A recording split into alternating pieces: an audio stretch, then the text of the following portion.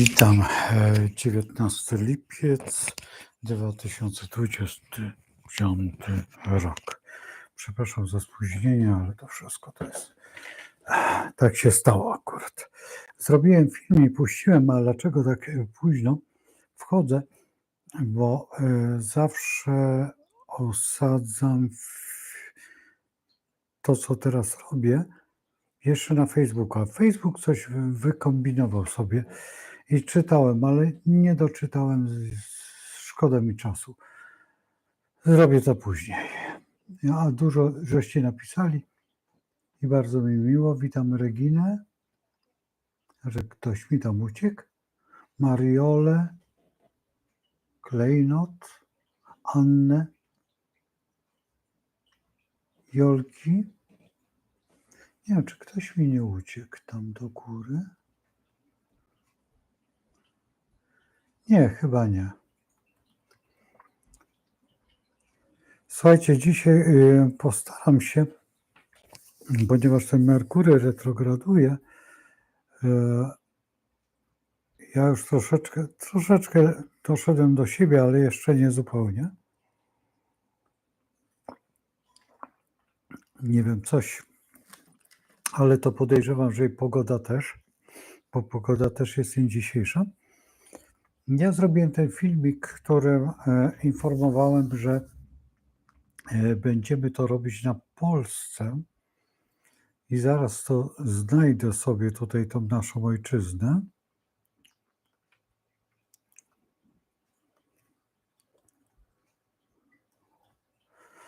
A już mam. I muszę teraz tylko znaleźć, tylko jak ja to... Aha, Merkury.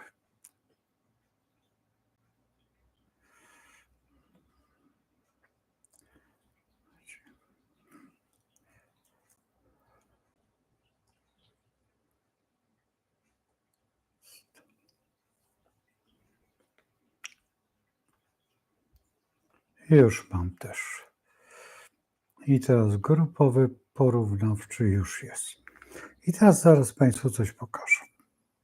O, i mamy.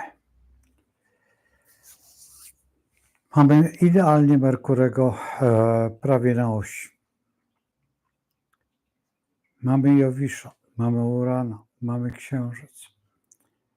I to trzeba przyznać, że jest ten Merkury, nie ten, tylko ta planeta, będzie sprzyjać z tym, że teraz przez ten okres, ja nie wiem, czy mnie się uda. Nie uda mnie się to zrobić.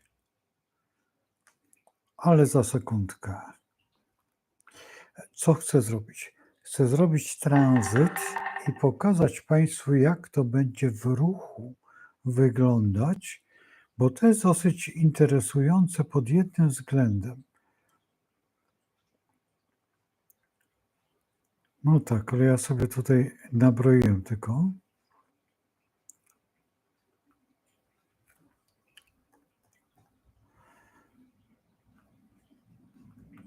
Ale już naprawimy.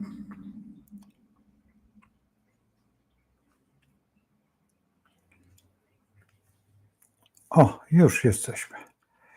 I teraz proszę zwracać uwagę tutaj na Merkurego, jak on będzie postępował.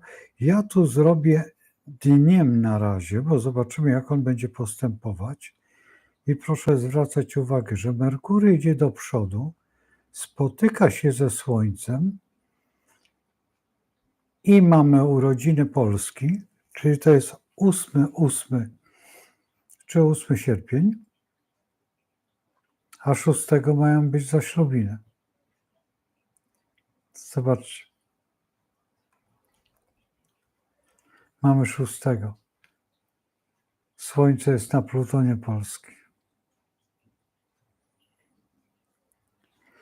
Normalnie, gdybyśmy rozmawiali, że to jest coś strasznego, że to jest w ogóle klęska i tak usłyszycie, że to, a w rzeczywistości jest to reforma, zmiana kompletnie.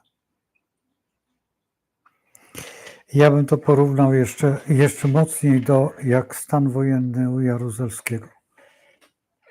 Jeżeli dojdzie pan Nawrocki to wreszcie się nareszcie może oberwie niektórym. Już zresztą, słuchajcie, Orbánowi ma być coś tam odebrane, jakiś order czy tam coś, który i teraz będą poszczególne ordery odbierane. No i bardzo dobrze. A dlaczego polskie ordery za co? Za hańbę? Za złodziejstwo? Nareszcie. I bardzo się z tego cieszę, że tak jest to zrobione. Ale jedziemy dalej. I teraz jedziemy sobie dalej, tak, tutaj wracamy i teraz poczekamy, aż Merkury dojdzie do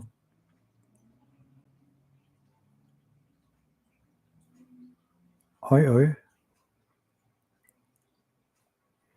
tutaj był ten nów, ja wrócę się do tego nowiu.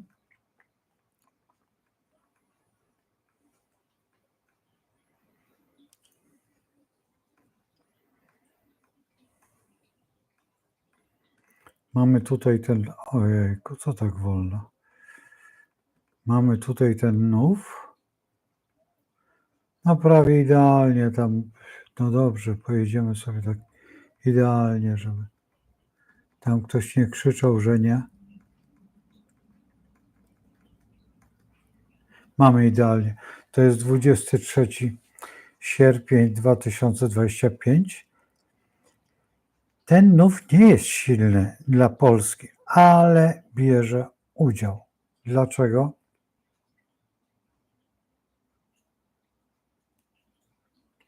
Czy zaraz zobaczymy w aspektach? Widzicie trygony? Jest w trygonie, więc on będzie bardzo wspomagał tutaj nas. I ten nów nie jest osiowy, ale z kolei Merkury wejdzie. No i ten 23 sierpień będzie naprawdę wielkim wydarzeniem prawdopodobnie w świecie i będzie należał właściwie do byków, do wszystkich byków będzie należał, ale przede wszystkim do Polski, jako do państwa. Także my tutaj możemy się spodziewać bardzo interesującego. Ja się wcale nie zdziwię, jak będzie zmiana, wiecie czego, tych śmiesznych postaci, które siedzą na Wiejskiej. No ale jedziemy dalej. Ja muszę dojść do dnia i jedziemy sobie dalej do Merkurego, i mamy Merkurego na ascendencie Polski. Ciekaw jestem, co tego dnia się wydarzy. To jest 26 sierpień i jest to niedługi czas. I jakie wydarzenia będą tego dnia? A powinny być medialne, przede wszystkim medialne, bardzo związane, oczywiście bardzo nerwowe i ogromne manifestacje. Dlaczego? Nie wiem. Nie umiem odpowiedzieć. Bardzo ciekaw jestem, jak to będzie wyglądać. Nie dlatego, że nie chcę, tylko chcę, żeby Państwo też uczestniczyli, sobie zapisali tę datę, bo ta data będzie bardzo znaczna dla nas wszystkich i będzie odnosić tutaj do każdego z nas oczywiście, bo wszyscy jesteśmy Polakami, stanowimy właśnie tą grupę, właściwie jesteśmy spod raka, i księżyc reprezentuje nas wszystkich, ale tutaj ten Merkury będzie przede wszystkim reprezentował nasz stosunek do ojczyzny. No co tu ukrywać? Można by na przykład historycznie przejechać, ale to jest bardzo krótkie okresy i można by przyjechać, ale to nie ma większego sensu historycznie opracować, bo Merkury jest, to zresztą zaraz pokażę, bo to opowiadać to sobie można, ale tutaj trzeba pokazać. Przynajmniej ja tak uważam. Będziemy się cofać Merkurem.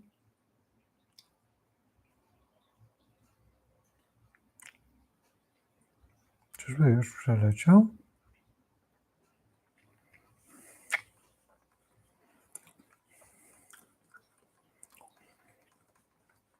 I Merkury był w 14 lipca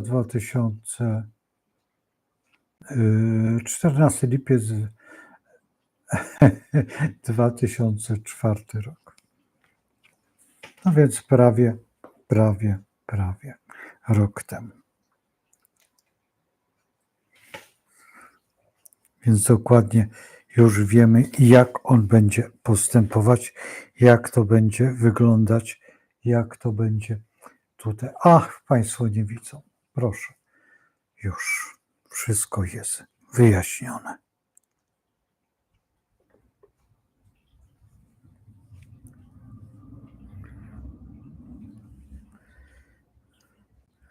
Także tutaj w tym wypadku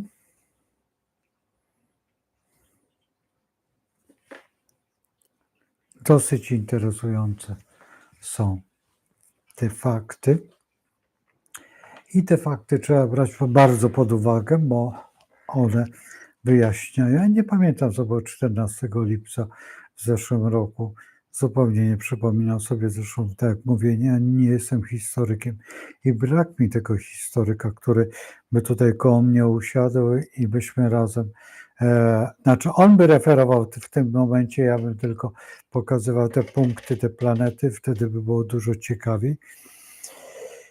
Ponieważ wtedy staje się bardziej rzeczowy ten program. Teraz ja tutaj poczytam sobie, zobaczę, co żeście tutaj napisali.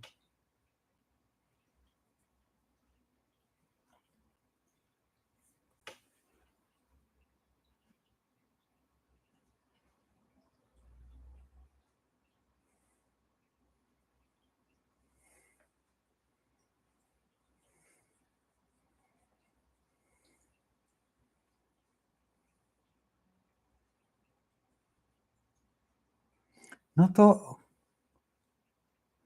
Klejnot, jak kupiłeś tutaj te książki Leszka Weresa, ty mówisz o Mandali Życia chyba, bo 2 tomy to były tylko Mandala Życia.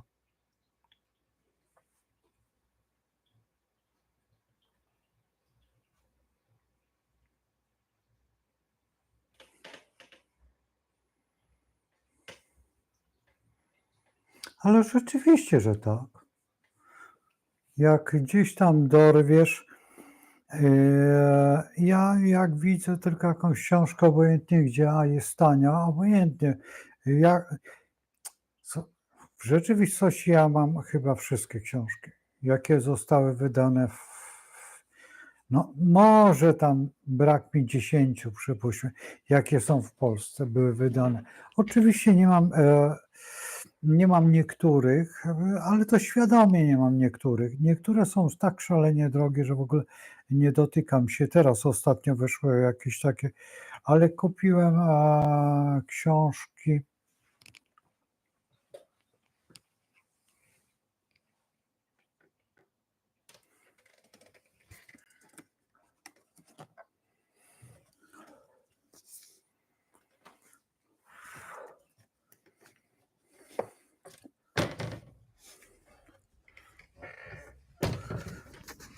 Te 2 tomy,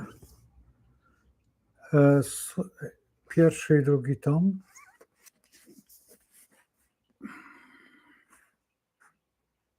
Tadeusz Prus, Mroziński. Tytuł. Dla mnie to nie jest astrologia. No trudno, ale nie. I muszę je mieć, po prostu na tej zasadzie, że muszę je mieć, ale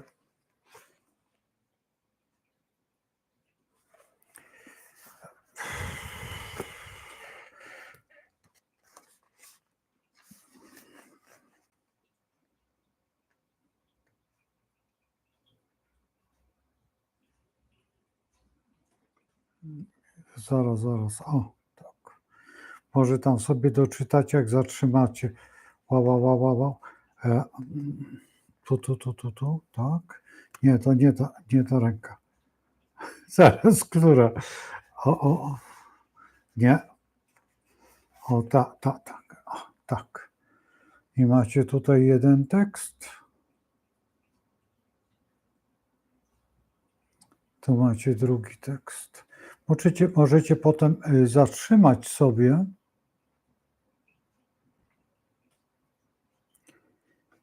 i przeczytać. Nie wiem, no do mnie nie docierają te książki. Przepraszam, ale nie dla mnie. I to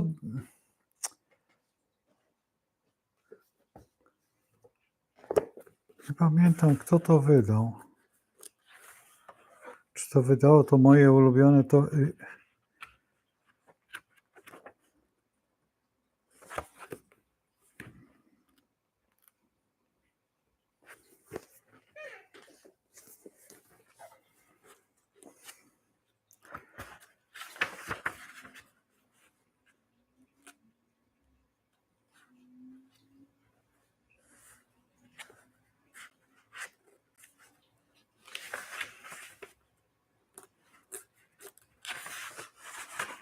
nawet nie ma, kto to wydał.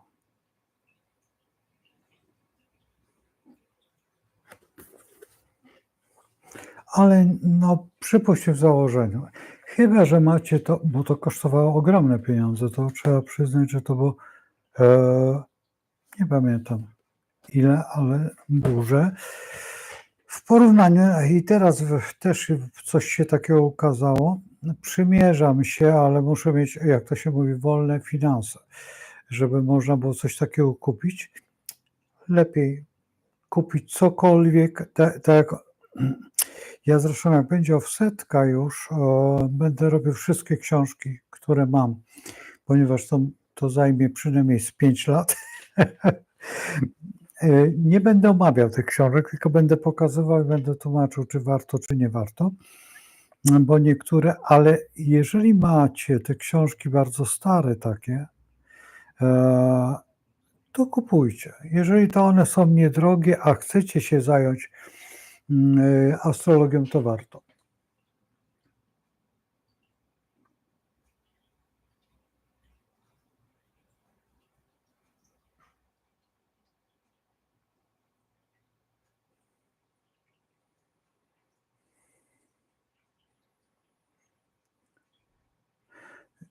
Roberta, witam Joannę, Basię, Elkę.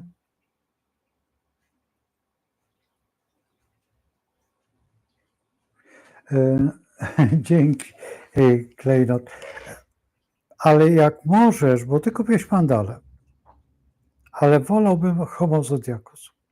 Jak masz Homo Zodiacus, to fajnie, a jak nie masz, to poluj na Homo Zodiacus. I Homo Zodiacus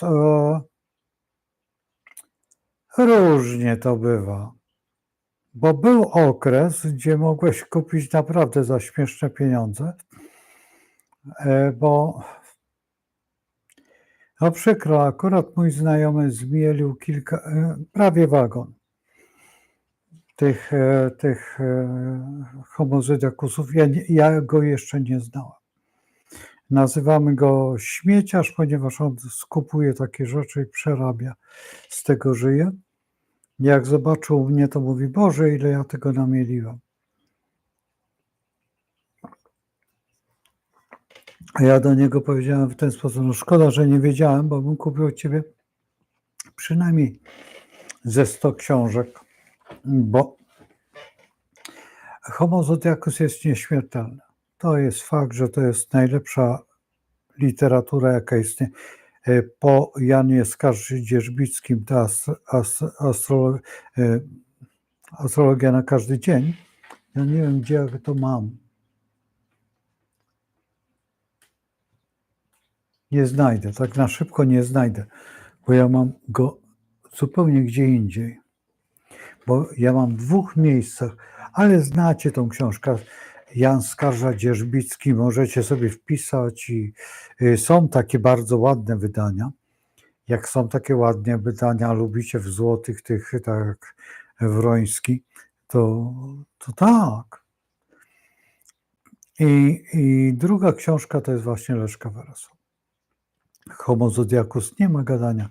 Nic więcej nie ma w literaturze, nawet bym powiedział światowej.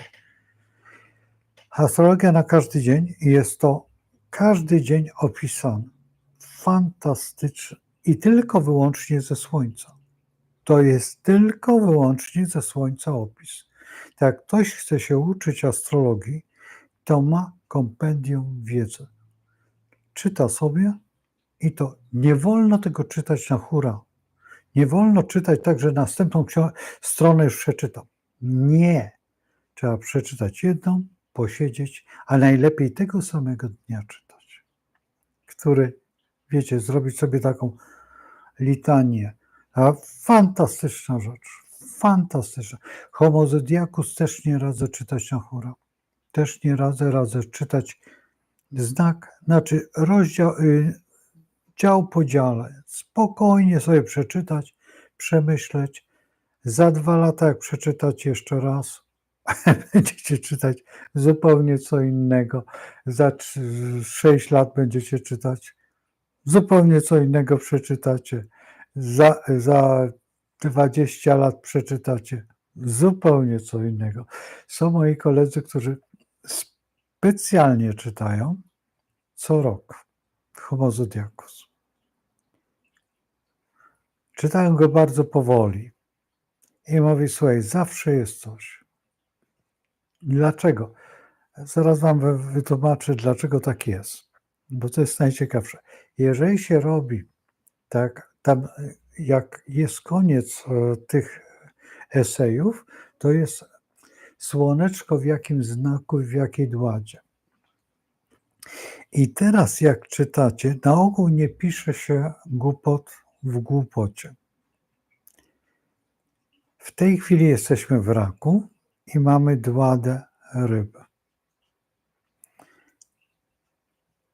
Jeżeli, tak, dobrze? Nie, przepraszam, co ja mówię? Głupotę popełniłbym.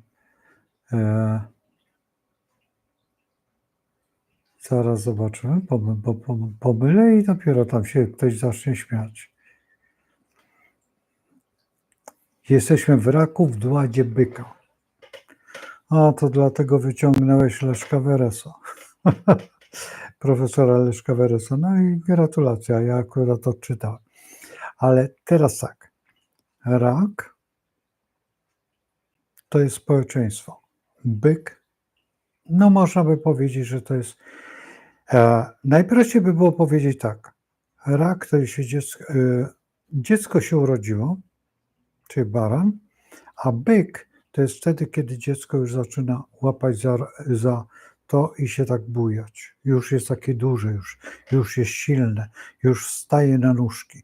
I to jest to. A bliźniak następny wtedy, kiedy to jest mniej więcej rok w rok, czyli pierwszy rozmowa, czyli pierwszy krok, bo już się zaczyna komunikować. Już panna jest komunikacją i potem mamy, przepraszam, co ja mówię, bliźnięta. Coś nie tak, to zmęczenie po prostu. Bliźnięta to jest komunikacja i to jest potem rak, to jest poznanie swojego mieszkania, czy wyjście już z tego końca swojego tego łóżeczka i zaczynanie badania. Lew to jest pokazanie, co to ja nie jestem. I już rozpoczyna się tak zwane rządzenie, ćwiczenie rodziców. A potem jest panna, czyli pójście do przedszkola czy do szkoły. No różnie to jest, bo to jest 6. rok, no więc to już jest taki moment, że no można już iść do szkoły i ja w rzeczywistości radzę o rok wcześniej puszczać dzieci, dlatego że te dzieci lepiej się rozwijają. I potem mamy wagę, czyli już zaczynają być negocjacje, ale to już nie chodzi o to. I teraz patrząc się w rzeczywistości w zodiak, to możemy odczytać bardzo dużo rzeczy. I jak mamy teraz czytamy na przykład chociażby tutaj w Homo Zodiacus po kolei, to nam się to układa w ten ciąg.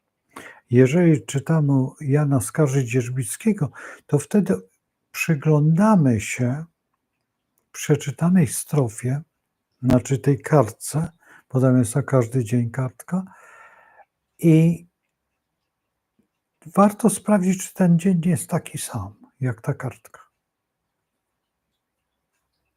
I wtedy dopiero poznajecie wartość astrologii. I to jest troszeczkę nie do pojęcia, jak to jest możliwe, żebyśmy byli aż tak bardzo sterowani, no ale jesteśmy. Podlegamy kosmosowi bardzo. Pod każdym względem podlegamy.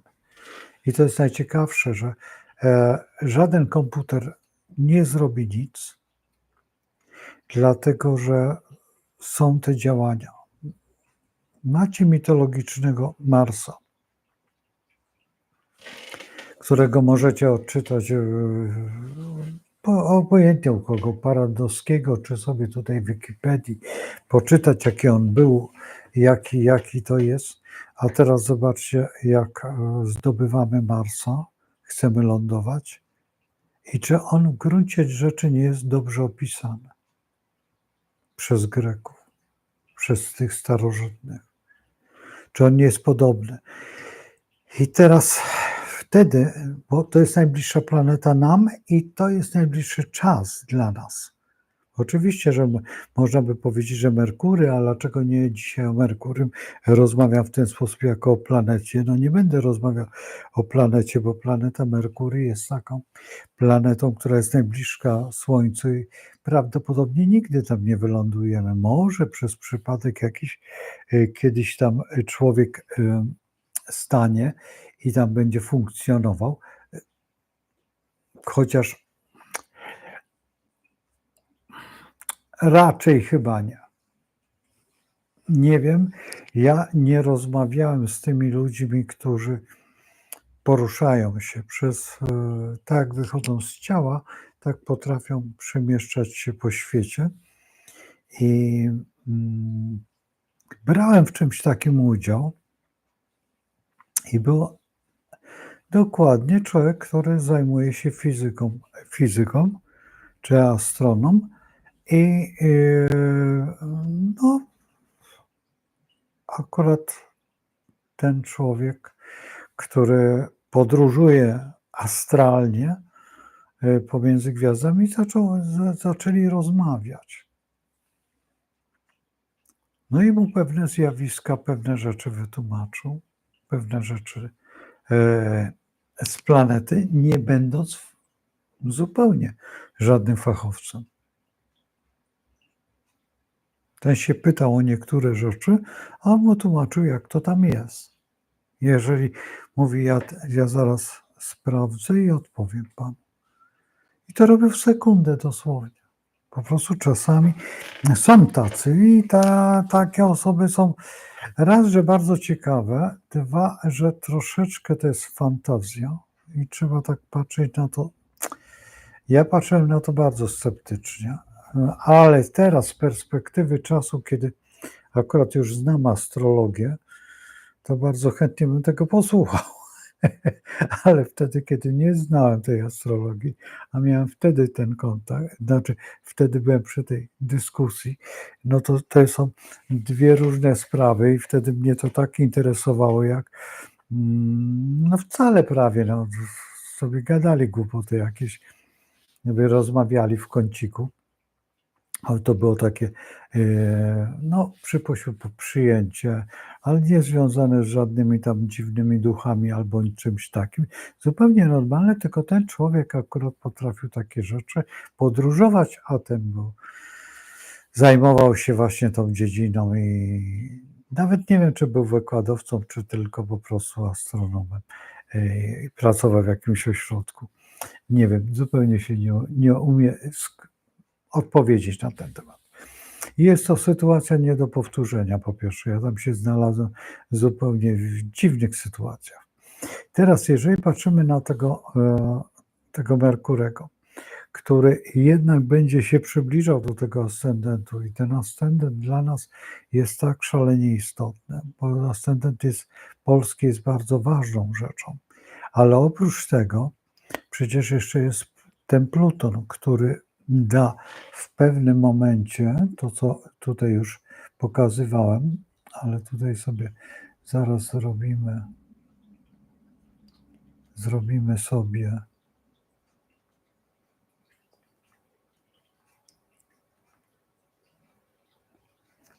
wrócimy do tego Plutona. Ja nie pamiętam zupełnie. Oj.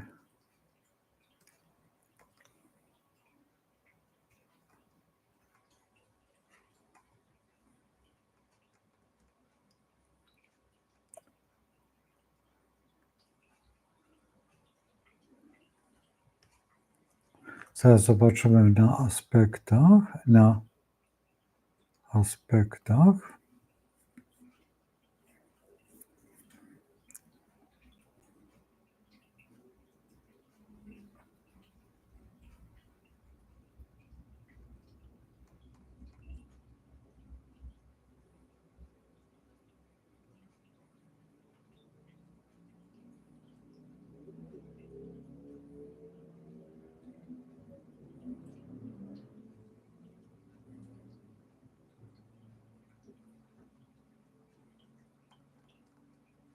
Coś mi tu nie pasuje.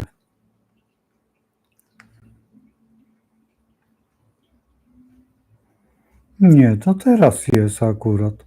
Zaraz zobaczymy.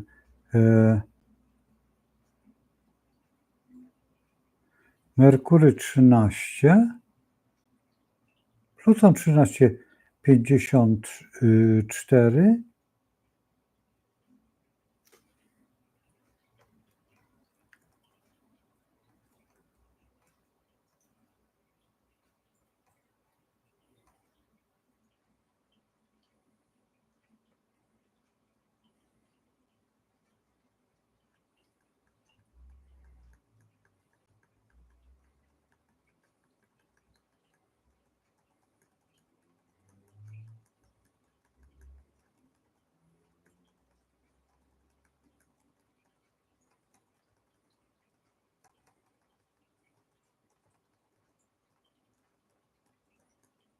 Ja wiem, że przyglądacie się i zaraz, 13,54. Teraz jest idealna koniunkcja. Dlaczego na aspektach nie ma?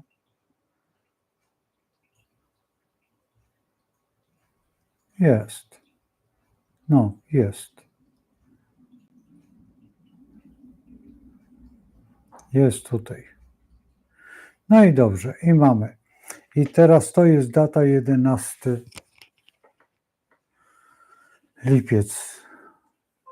No nie pamiętam, co było 11 lipca i te osoby, które mogą sobie tam przejrzeć, więc będą wiedzieć, co było tego 11 lipca i jak to wygląda, bo to jest dosyć ciekawe, co było, jak on tutaj wychodzi. No i następnie jeszcze raz wejdzie.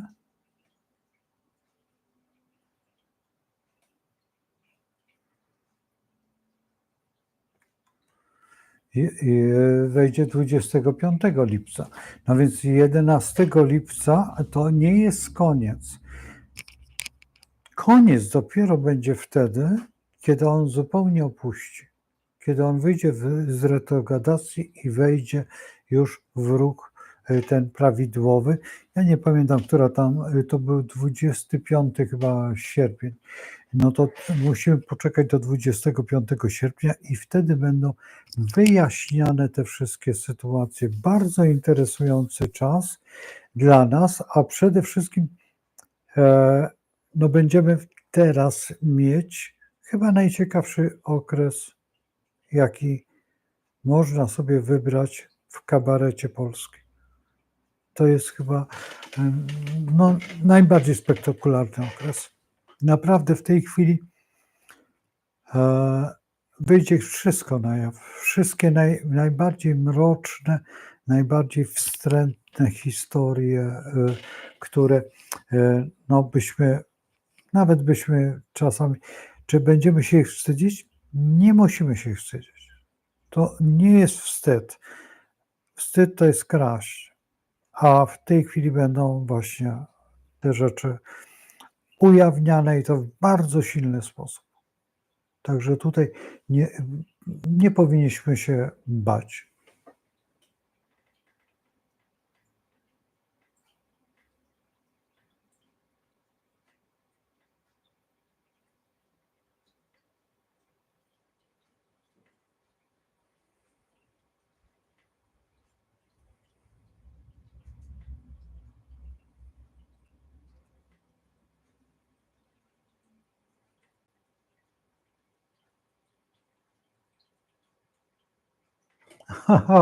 O kynologii, słuchaj, klejnoty, jasne, że tak, ale wiesz, kynologia to jest taka dziedzina, no, moja bardzo hobbystyczna.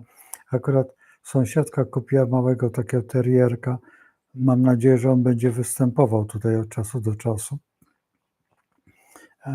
Ale co chcesz wiedzieć o tych psach, bo to jest najciekawsze?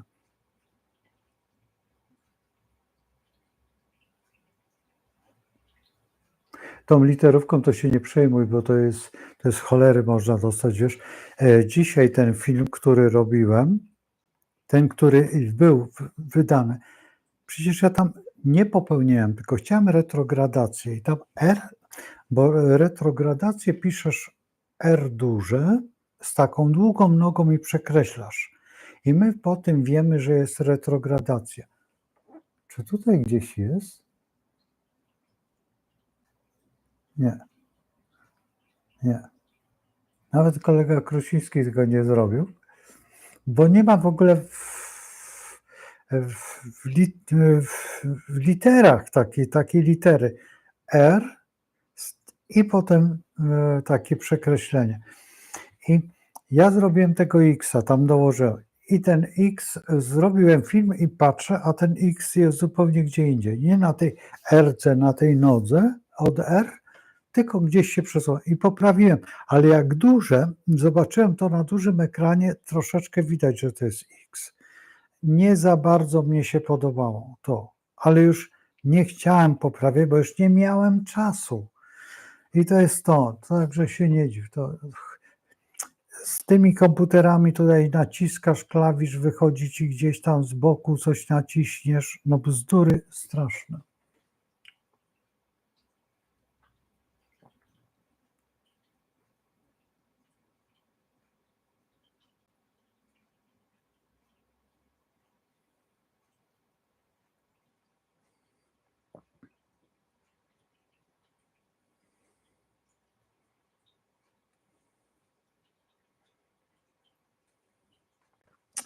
Wiesz co, to nie jest charakter człowieka.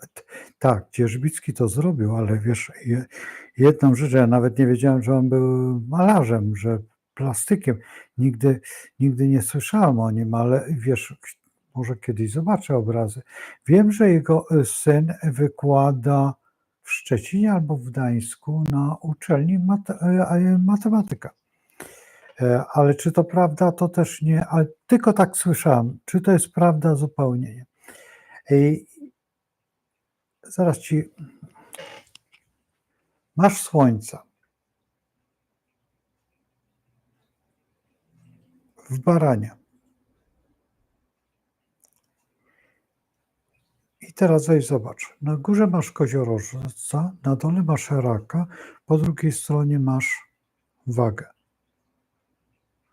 Trygon pomiędzy lwem a strzelcem.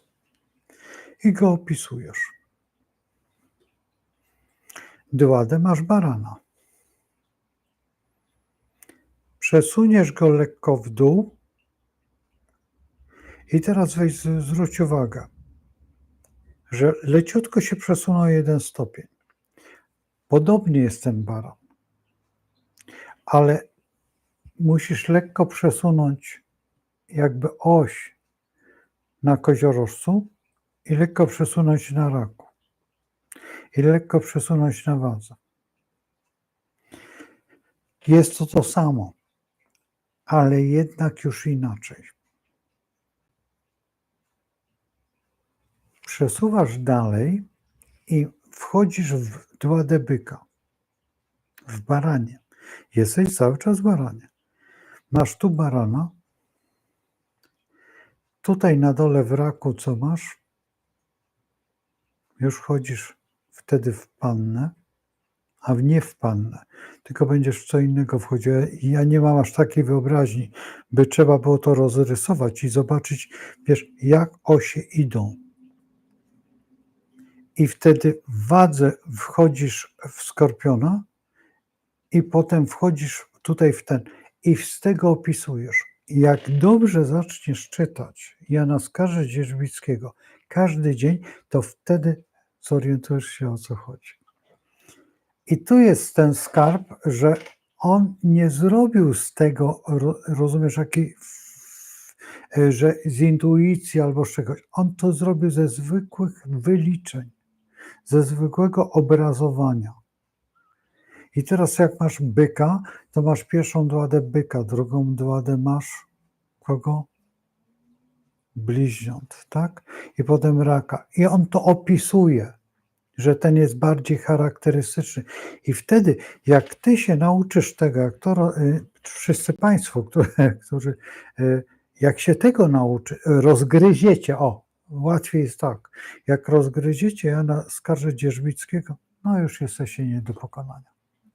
Już żaden Amerykanin, żaden Włoch, żaden Francuz i jeszcze znając Leszka Weresa, profesora Leszka Weresa, Homo zodiacus, jesteście nie do pokonania.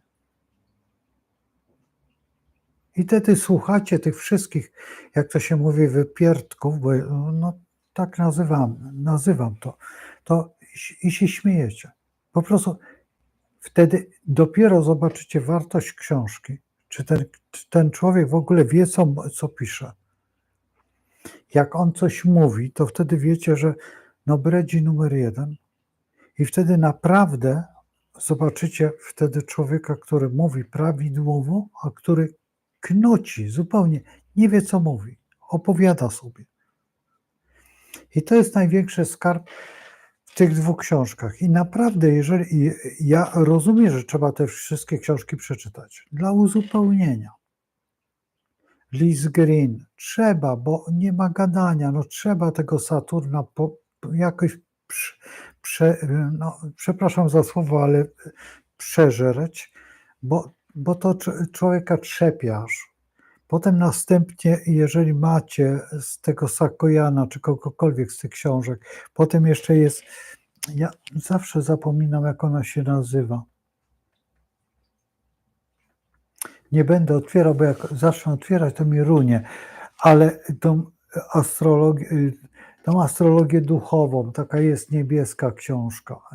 Można to sobie przeczytać. Można sobie przeczytać na końcu, jak już naprawdę wiecie wszystko, o co chodzi, to wtedy dorwać tego Wrońskiego hrabiego i zobaczycie, jakie on błędy popełnia. Faktycznie ja nie przeczytałem tej Sushiny, czy jakoś ona się tak nazywa. Ja tutaj mam, przepraszam, mam Wierę Gran, tutaj mam, bo ją bardzo cenię.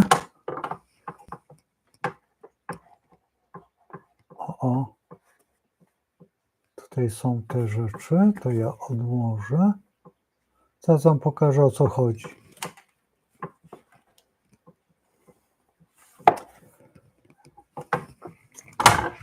Jest to jest chyba 13 tomów, jeżeli albo 11. Nie pamiętam, ile tych tomów. Ja przez to nie przebrnąłem jeszcze, nie przeczytałem tego wszystkiego. Jeszcze nie zwróciłem uwagę jak to, ale nie jestem pewien, czy to nie jest dobre, bo ona tutaj otwiera pewne historie, które są trudnymi historiami. To są naprawdę bardzo trudne historie, ale mnie się wydaje, że ona jest lepsza od tego Wrońskiego na 100%. I jeżeli ci, którzy chcą naprawdę się zająć, o tutaj wędrówka Czarnego Księżyca.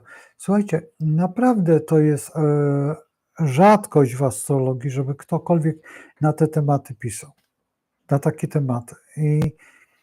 I tu naprawdę, mimo to, że nie przeczytałem tej książki, tylko tak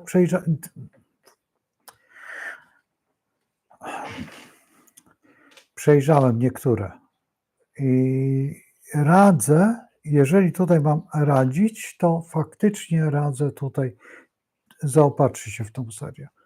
Tą serię możecie kupić gdzieś tam naprawdę za marne pieniądze, przede wszystkim na OLX-ie albo gdzieś tam, jak ktoś wyprzedaje, bo dużo osób wyrzuca te książki. Kupuje te książki, nie rozumie tych książek, ale to nie jest książka dla początkujących. To jest książka, ale na zaś, jak traficie ją taniej niż normalnie kosztuje, ja nie pamiętam ile, bo to część to dostałem tutaj od Izy, a część kupiłem, ale tak. Także słuchajcie, także tak to wygląda. Także tutaj z tymi książkami to radzę mocno uważać.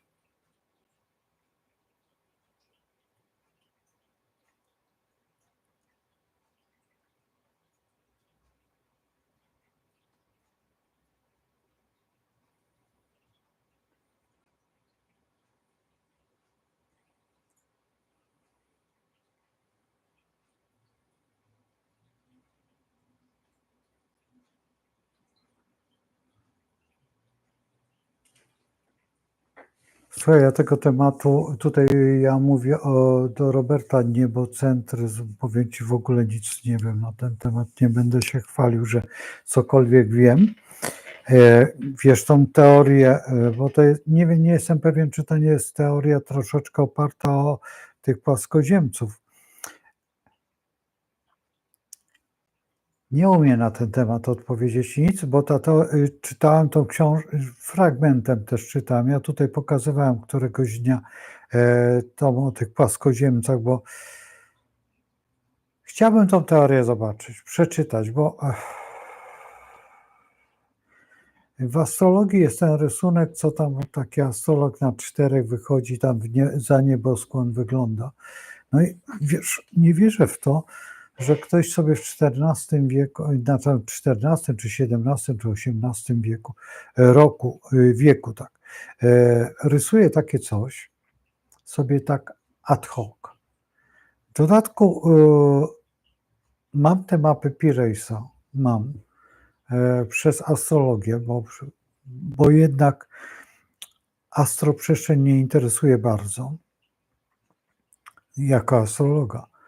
I interesuje i korzystam z tej astroprzestrzeni, to wiesz, to jest takie, no u mnie to jest takie pomieszanie troszeczkę z feng shui, a astroprzestrzenią.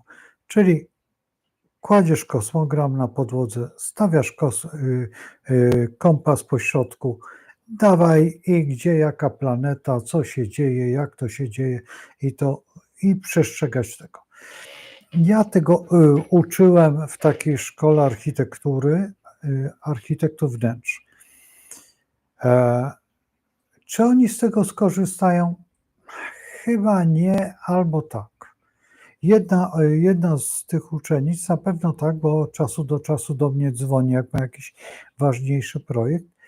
I wiesz, bo to jest tak, każdy z nas ma pewne zasady, ale te zasady, że jesteśmy baranami i lubimy czerwień, no to wiemy. ale drugim kolorem jest biały. I biel i czerń współpracuje. Jesteśmy bykami, lubimy te kolory mleczne, te wszystkie mleczne i lubimy, jak baran lubi system wojskowy, taki wiesz, dragoński. Najlepiej to gwóźdź, hak i gwóźdź taki wiesz calowy, wbić mu 4 gwoździe i jeden to będzie miał na spodnie, drugi będzie miał przypuśćmy na pasek, a trzeci na koszulę, czy tam na marynarkę i potem ewentualnie jeszcze jeden na płaszcz, czy tam na coś. I będzie szczęśliwy. Baran Baran lubi żyć w warunkach spartańskich, czego byk nie.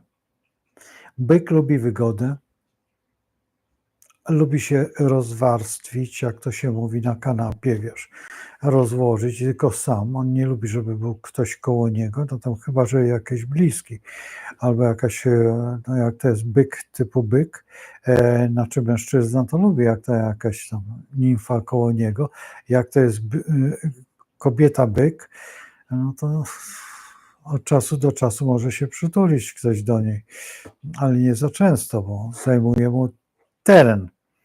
No i potem masz tak po kolei, potem masz bliźnięta, które tam, wiesz, niebieski albo różowy. Na Śląsku jest odwrotnie. Chłopcy chodzą na różowo, a dziewczynki na niebiesko. Nie wiem dlaczego wszędzie jest, ale Ślązacy są przewrotni, bo to, no, nieważne.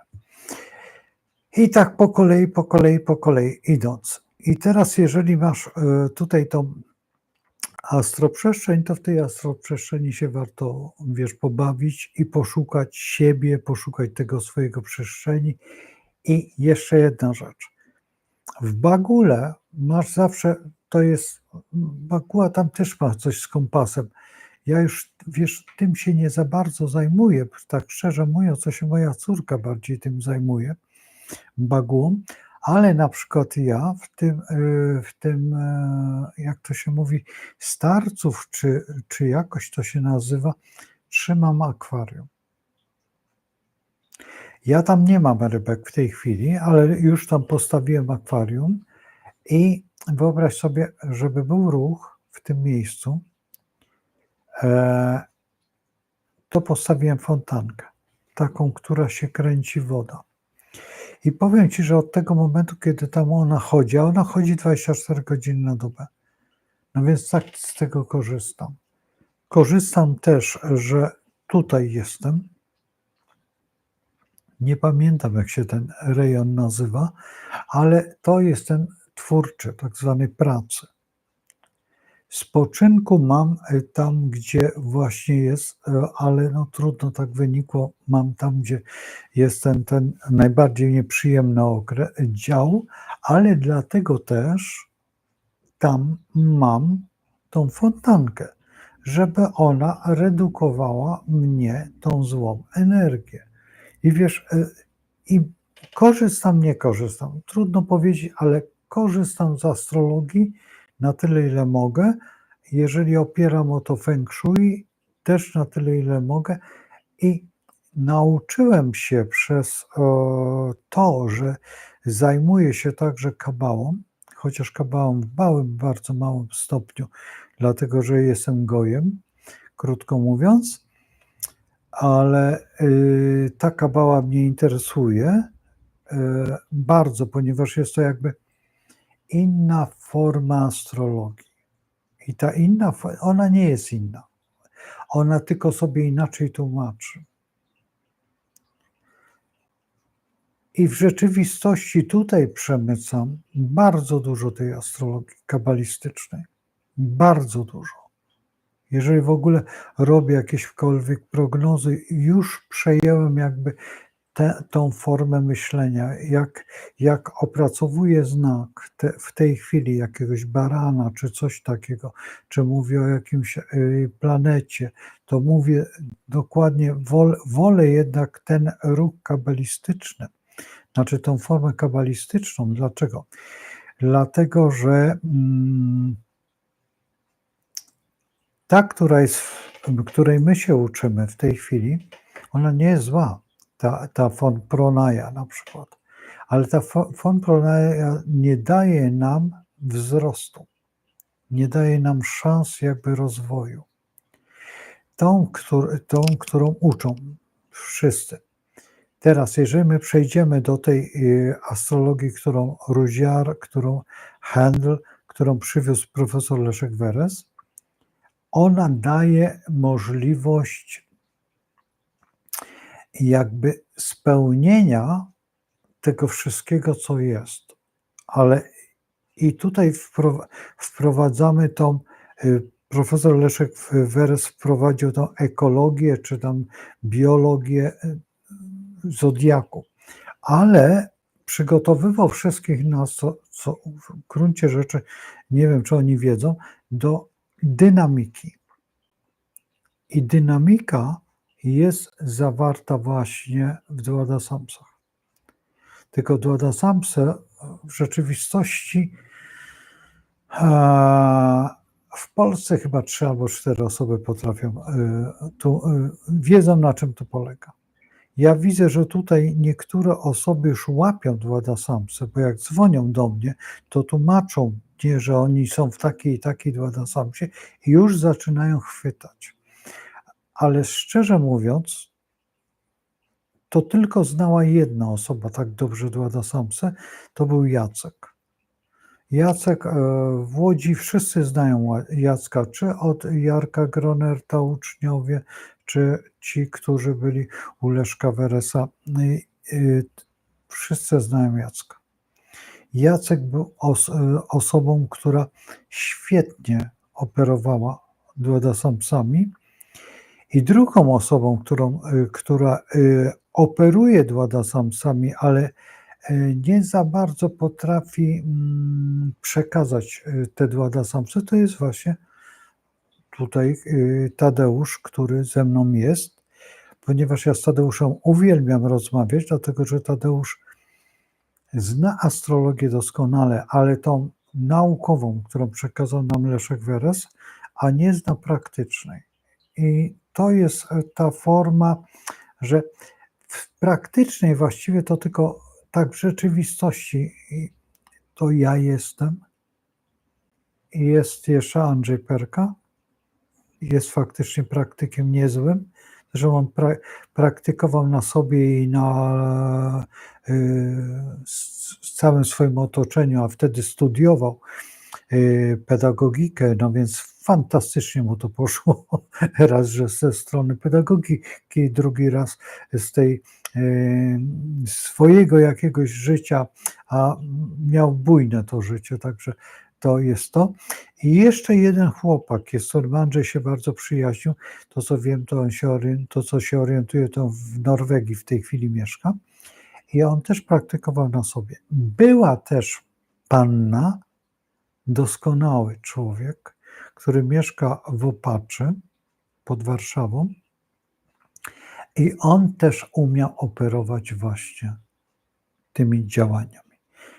Oczywiście, że jeszcze była koleżanka z Kielc, która, no przykro, ale nie żyje, która najlepiej interpretowała aspekty ze wszystkich nas. Potrafiła te aspekty doprowadzić do perfekcji.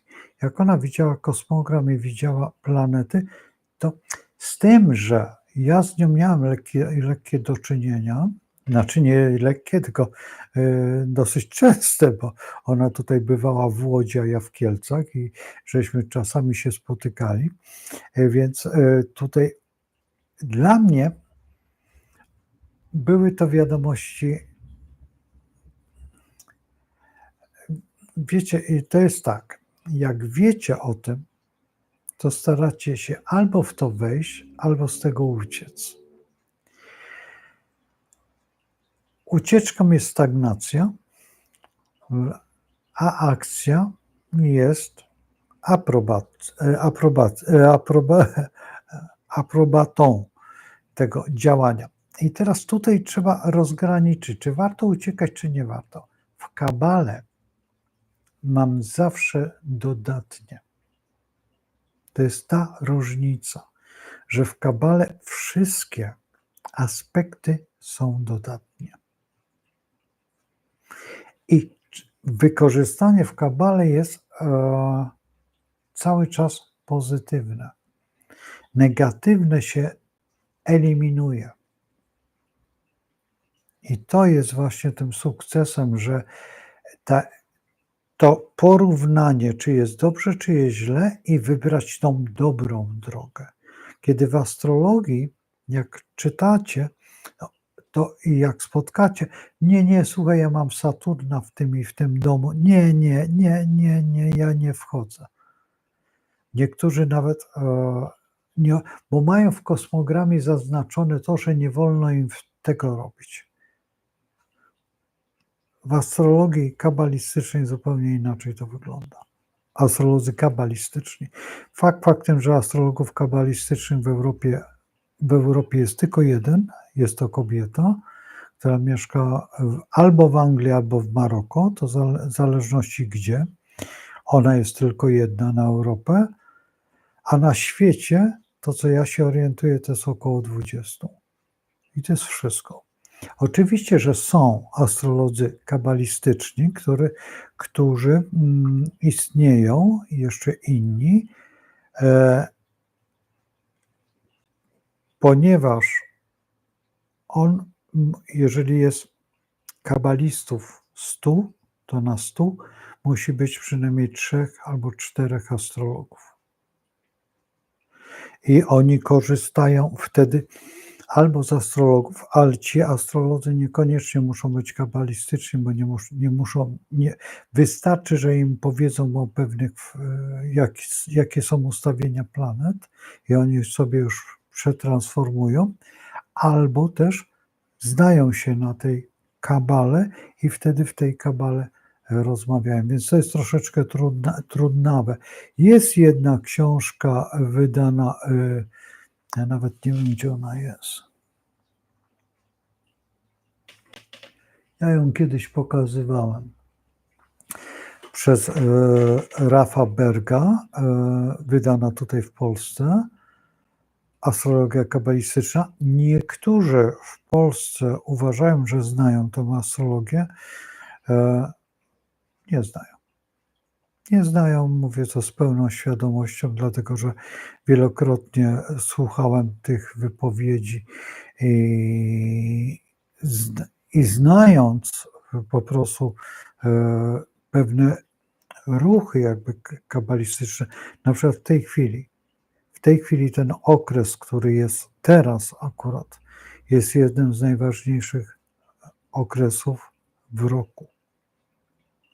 Ten okres jest teraz najtrudniejszy. Ten okres jest po prostu czyszczenia naszej świadomości. I wcale nie przez Merkurego, tylko właśnie przez Raka.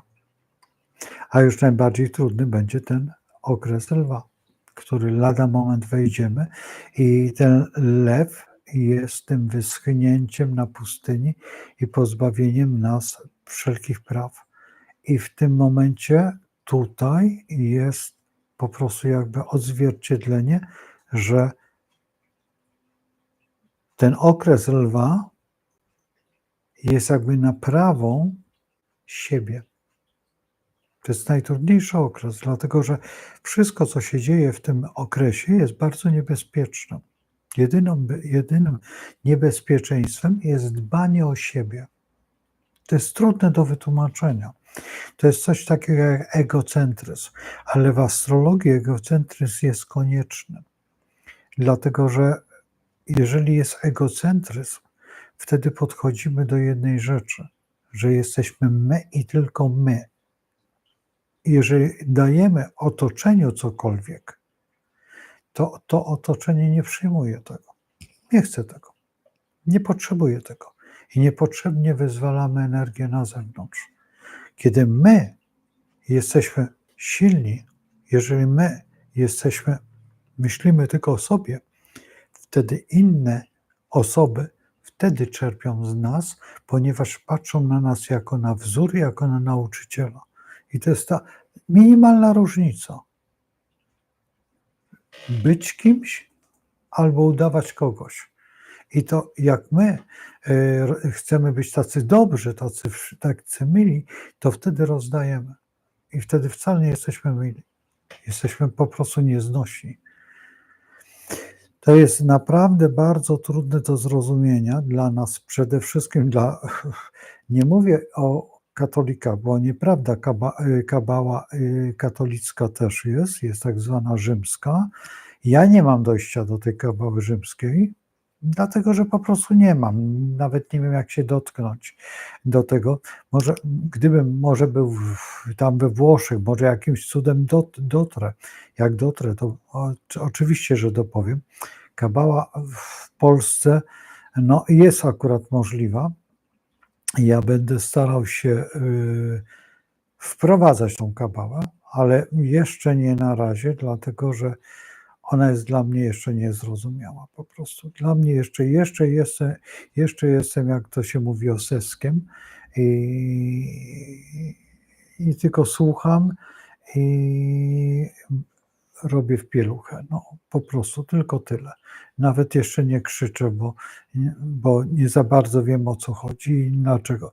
Dlatego też nie wychodzę poza, ale tłumaczę Państwu, bo bardzo często gdzieś usłyszycie albo coś usłyszycie, to jest po prostu.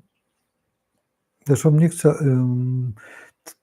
tutaj opowiadać, bo jak przyjdzie czas, będziemy sobie będę opowiadał, czy będę rozmawiał na te tematy, bo te tematy są przeogromne, o ogromnej wiedzy. To jest ogromna wiedza i trzeba brać pod uwagę, że astrologia naprawdę występuje wszędzie, tylko trzeba ją znaleźć, obojętnie w jakiej dziedzinie, bo wtedy jest nam dużo, dużo, dużo łatwiej.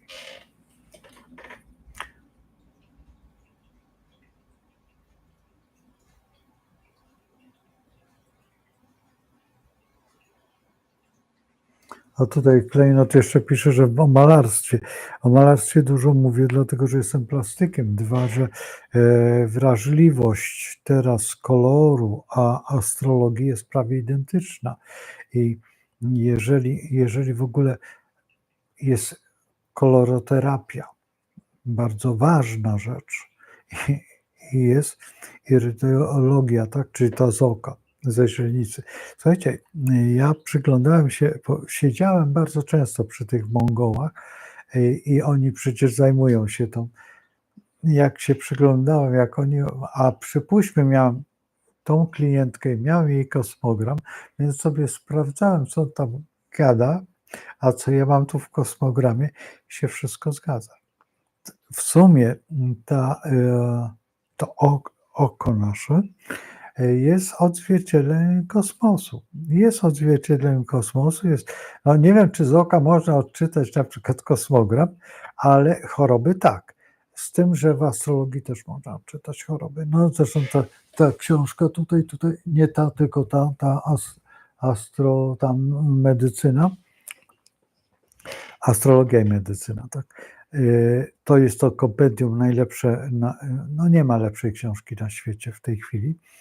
To jest w języku angielskim i szkoda, że Polacy tego nie wydadzą, ale nie wiem, czy autor zezwoliłby, czy by chciał.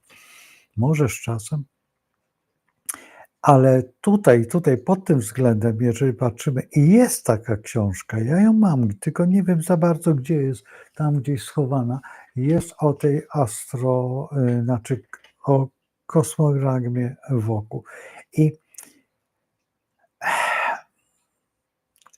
to jest tak, gdyby się zgłosił do mnie lekarz, to bym mu wytłumaczył swoje, ale albo razem z nim i po prostu tłumaczyć pewne znaczenia. Z tym, że to jest tak, że lekarze mają coś w sobie takiego, że oni są najmądrzejsi i oni tylko mają prawo. Co nie jest prawdą, bo tak jak w tej chwili nie pamiętam, jak ten łodzianin ma kłopoty ogromne z tą medycyną i tutaj jeden człowiek się pytał, czy pan ma wykształcenie medyczne, a sam nie ma wykształcenia medyczne, ale jest z dziedziny farmacji.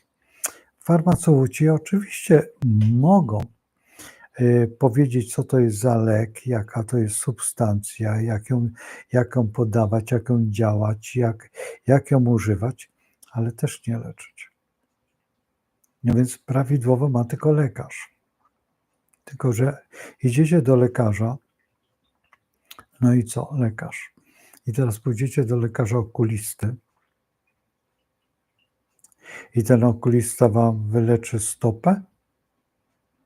No nie wyleczy, bo on w ogóle nawet nic nie wie o tej stopie. On się uczył o tej stopie anatomii, to jest wszystko.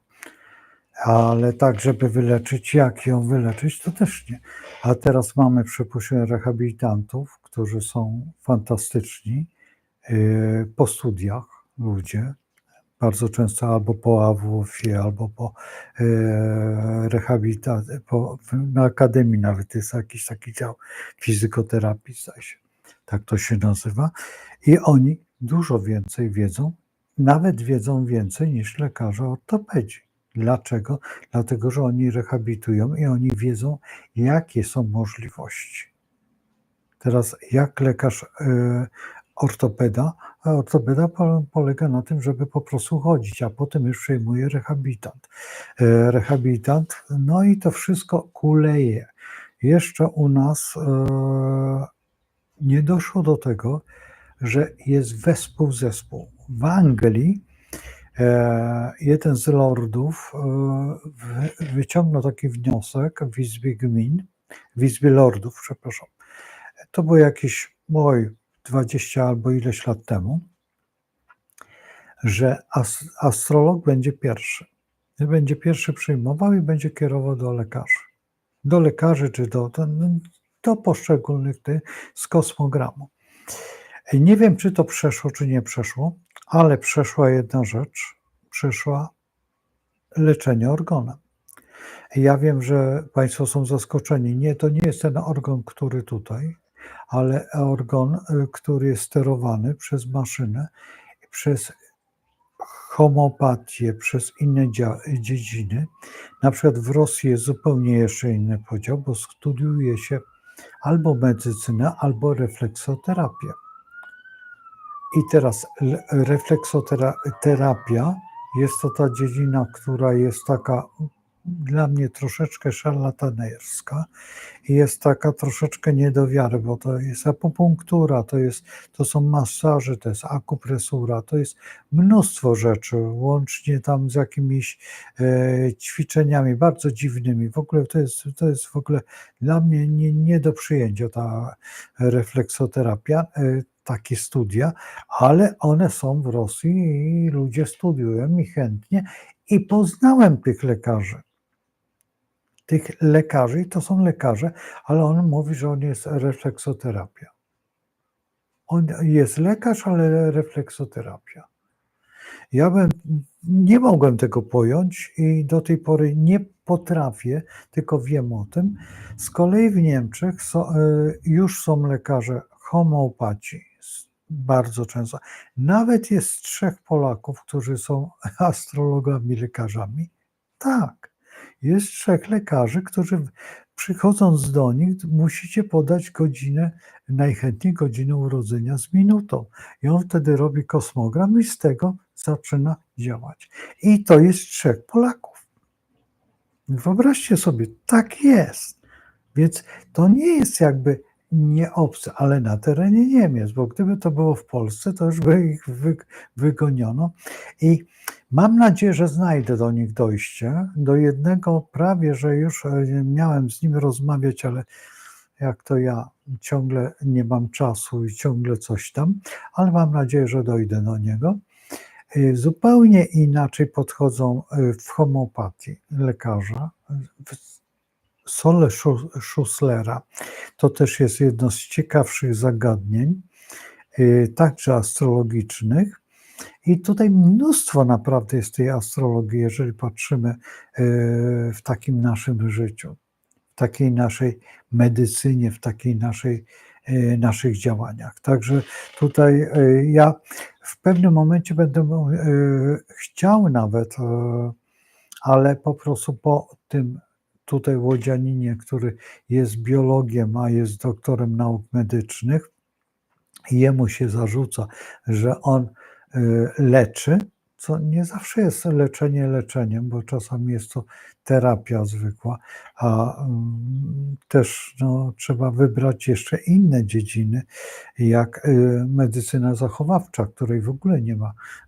Ja jakoś nie słyszę, bo żeby lekarz Państwu powiedział, ale proszę ziemniaków tym razem nie jeść, tylko proszę mannę czy coś tam i proszę tylko węglowodanów proszę nie jeść. No, a co to są węglowodany? Ja nie muszę wiedzieć.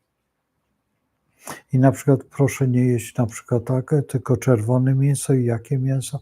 Teraz co zaliczamy do czerwonego mięsa, co nie zaliczamy do czerwonego mięsa. Teraz które składniki możemy używać, które nie.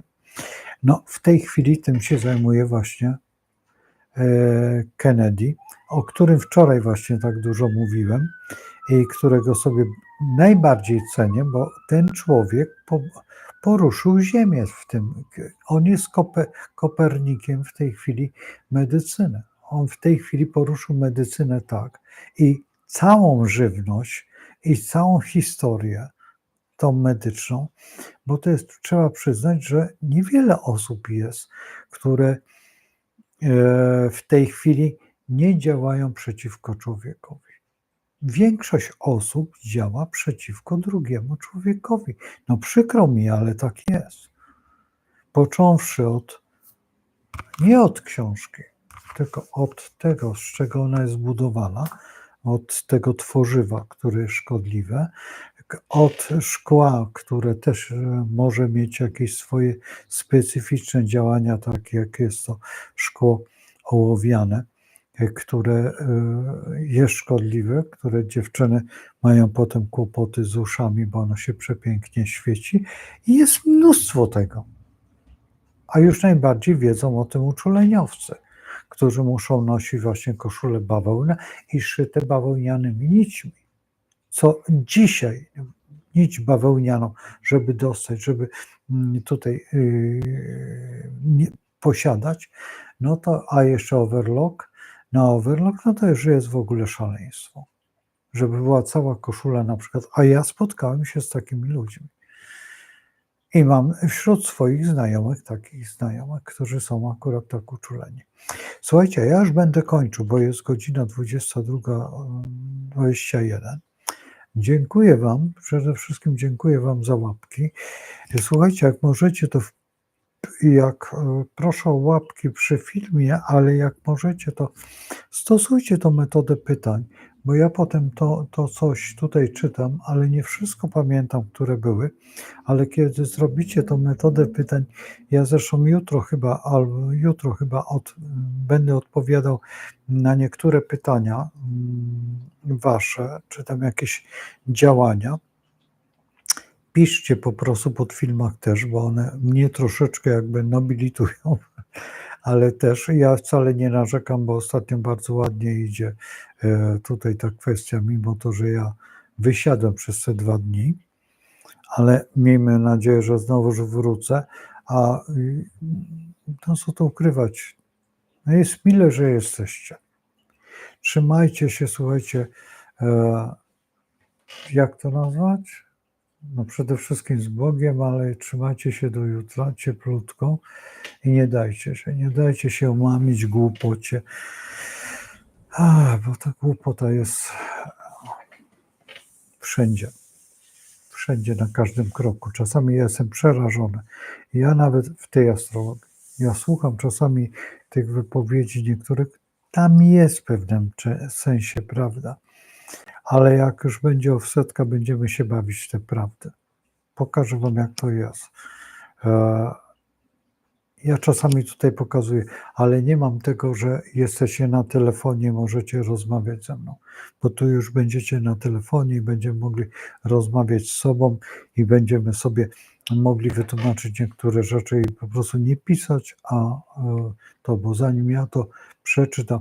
Ja wiem, że mogę mieć tu asystenta czy asystentkę, która będzie czytać i te pytania będzie, ale to nie jest interakcja. Wolę słyszeć tą osobę, wolę słyszeć wasze tak, tak, nie. Zresztą też prawdopodobnie przeniosę się na godziny wcześniejsze, od 18 i nie wiem do której, bo na razie będziemy, ale też w niektóre dni no będę prowadził kosmogram. Po prostu będziecie mogli, tylko będzie to jedno pytanie po prostu, żeby było szybko i sprawnie. Jakieś pytanie, co chcecie zrobić, czy chcecie wykonać jakieś, to już zaznaczam, że to prawdopodobnie będzie. Jak to będzie wyglądać jeszcze, zobaczymy. Zobaczymy. Na razie, jeszcze na razie jest to jakby w rozbudowie.